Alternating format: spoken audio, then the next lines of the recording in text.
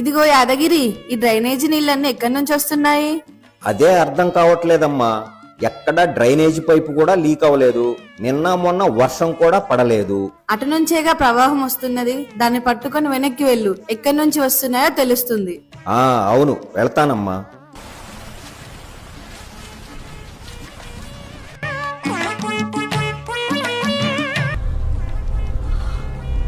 ఈ ముఖ్యమంత్రి మూసీ నదిలో కట్టుకున్న ఇళ్లన్నీ అక్రమంగా కూల్చేస్తున్నాడు. అక్కడ భూములమ్మి నిర్మాణాలు చేసి పైసలన్నీ జమ చేసుకుని 1000 కోట్లు ఢిల్లీలో వాళ్ళ నాయకుడి కుటుంబానికి పంపాలని చూస్తున్నాడు. అసలు మీకేమైనా సిగ్గులజ్జ ఉన్నాయా? నోరు తెరిస్తే అబద్ధాలు, అసత్యాలు, ఫేక్ న్యూస్లు.